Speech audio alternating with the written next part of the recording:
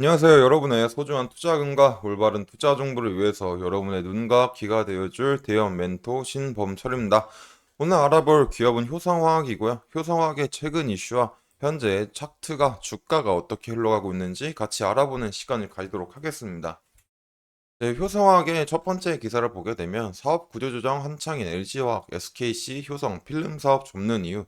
이거는 이제 9월 달에 나온 기사입니다. 근데 이거를 왜 가져왔냐면 앞으로 효성화학이 어떤 사업 방향으로 나갈지 그런 시나리오를 같이 한번 생각해 보자는 시간을 가지기 위해서 이제 가져온 거예요. 결국에 이 기사의 내용은 결국 LG와 SKC는 일단 넘어가고 효성이 2023년 9월 25일 대전 나일론 필름 공장을 폐쇄할 예정이다 라는 점이었죠. 그래서 이제 효성화학에서 나일론 필름 공장은 총 3곳이었어요.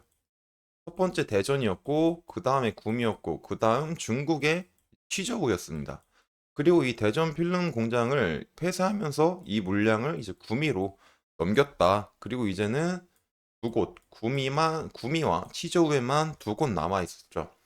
그렇게 되다 보니까 원래 효성화학 같은 경우는 연간 12,000톤 정도의 이런 필름을 생성했는데 이제 두 곳밖에 남지 않았으니까 이것보다 떨어질 거다. 다소 축소가 되겠죠.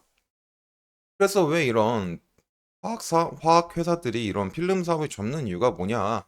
당연한 거죠. 결국에 중국 업체들의 대규모 증설이 일어났고 저가 공사, 대규모화 이제 저가 공사를 하다 보니까 이런 시장의 경쟁력이 악화된다라는 점입니다.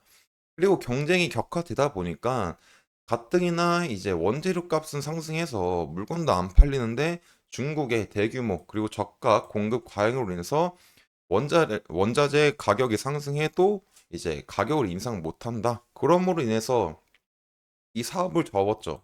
근데 효성학은 앞으로 또 접을 사업이 하나 더 있을 겁니다. 그게 바로 이제 TAC 사업 부서겠죠. 이 TAC라는 거는 이제 LCD, 이제 평강판 두 개 이제 PVA라고 이제 필름이 붙는데 그 필름을 보호하기 위해서 붙이는 필름입니다. 그리고 이 시장은 LCD 시장이 점점 축소가 됨에 따라서 효성화학도 이 TAC에 대한 사업 비중도 점점 줄여나가지 않을까 생각을 합니다. 반대로 효성화학이 이제 점점 늘려갈 사업 부분은 반도체 세척가스, 즉 NF3겠죠. 그래서 효성화학은 반도체 세척에 쓰는 산불화 질소를 생성하는 특수가스 사업부를 분사한 뒤 대규모 투자를 유치할 거다라는 거죠. 그걸 왜 유치를 하냐? 일단 첫 번째 측면은 이거예요. 이런 산불화 질소, 이제 불화소소 같은 경우는 글로벌 선두권 점유율을 가지고 있지만 그런 알짜 사업이지만 최근 본업 PP가 굉장히 부진했었죠. 이런 부진으로 인해서 영업 실적이 악화돼서 이렇게 알짜배기 산업이 이제 그 주목을 받지 못했다. 그래서 이런 사업을 가치를 재평가하기 위해서 이런 반도체 특수가스를 분사할 거다라는 거죠. 그리고 이제 효성화학이 이런 스투가스 시장에서 또 신설 공장 증설을 할 건데 옥상 공장에 이제 1,200억 원을 투자해서 이제 2,000톤을 신규 생성할 거고 또 이제 현재 있는 울산 용영 공장을 합쳐서 이제 6,000톤 합쳐서 이제 총 8,000톤을 생성할 거다라는 점이죠. 그리고 이제 이 8,000톤을 생성하게 되면은 생산량 기준 세계 1위인 SK 스페셜티에 의해서 이제 3위다라는 점이죠. 그리고 이런 NF3 가스는 삼성전자와 SK 하이닉스 등 비롯한 국내 반도체 회사의 제품을 공급하면서 장기간 안정적인 수익을 냈다라는 점이죠. 하지만 효성화학 입장에서는 그냥 이 NF3가 나중에 반도체 시장과 디스플레이 시장이 커져가면서 같이 성장할 사업이어서 이거를 분사하는 것도 있겠지만 다른 측면에서는 어떤 게 있냐면 이제 신규 이제 분사를 통해서 신규 자본을 수혈하는 거죠. 그리고 이제 재무 부담을 덜어내기 위한 승부수로 보이지 않을까라는 점이 있습니다. 왜냐하면 일단 효성화학은 지금 1,000억의 회사채가 있고요. 그리고 이 1,000억의 회사채가 내년 만기인데 지금 효성화학 재무로서는 이런 내년 1,000억 원 규모의 회사채 만들기를 앞두고 있지만 현금성 자산이 이를 밑돌고 있고 또 올해 초 발행한 회사채 전량이 이제 미매각 정도로 이제 시장의 투자 수요가 낮은 상황입니다. 그렇기 때문에 차안 부담이 증가를 하겠죠. 그래서 이런 신규 산업을 분사를 해서 대규모 투자 유치를 위해서 재무 부담을 줄이기 위해서 쓸 수 있다라는 점이죠. 그렇기 때문에 이제 다시 정리하자면 결국에 효성화학은 가장 많은 매출 비율을 올리는 PP는 유지를 하겠지만 그 외에 NF3, TEC 산업, 나일론 중에서 이 TEC와 나일론은 점점 축소를 해갈 거고요. 그에 비해서 NF3는 점점 증가를 할 거다. 그리고 이 두 개의 산업, PP와 NF3가 주요 산업으로서 이제 진행을 될 거고, 이를 통해서 이제는 24년도에는 이제 흑자를 전환하기 위한 노력을 할 거다라는 거였습니다.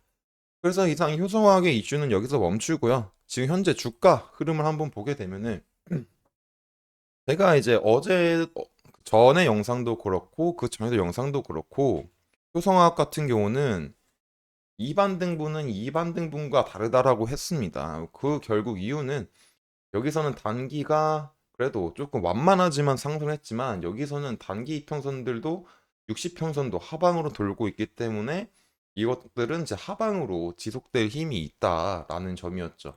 그리고 여기서 이 부근에서 60평선 하방으로 가다 보니까 이 부근에서 이제 맴돌더라도 다시 추가적으로 하락을 할 수도 있는 가능성이 있다라고 했습니다. 그래서 지금 주요적으로 지켜봐야 될 점은 8만 1,000원 부근을 잘 지켜야 되는지를 봐야 된다라고 말씀을 드렸죠. 그리고 오늘 장 시작을 할 때 개파락이 뜨면서 이제 8만 2,500원에서 시작을 했는데 지금은 현재 반등이 와서 현재 8만 3,900원에 있습니다.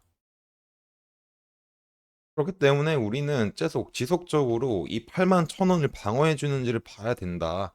이 부분이 뚫리는지 안 뚫리는지를 봐야 되는 게 제일 우선순위다. 지금은 반등분을 노리다기보다는 어떤 최소한 손실이 안 가게끔 투자를 하는 게 제일 좋은 방법이다라고 생각을 합니다.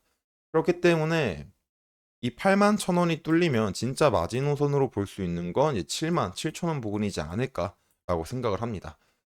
그래서 지금은 8만 1,000원 잘 지켜주는지 보고 그 다음에 뚫렸을 때는 이런 7만 7,000원 이 사이를 잘 본 다음에 다시 이 안으로 들어갈 의지가 있는지를 저희가 확인을 해야 되겠습니다. 그래서 지금 현재는 반등을 생각할 때는 아닌 것 같다라고 말하고 싶습니다. 그래서 이제 오늘은 이제 효성화학에 대해서 어떤 사업에 대한 시나리오와 현재 주가가 어떻게 흘러가는지 봤고요. 그리고 이제 추가적인 이슈와 추가적인 변동 사항이 있으면 제가 지속적으로 체크를 해서 여러분들한테 알려드릴 테니까 이제 효성화학에 관심 있으신 분들은 제 영상을 시청해 주셨으면 감사하겠습니다. 이상 대기업 컴퍼니 멘토 신범철이었습니다.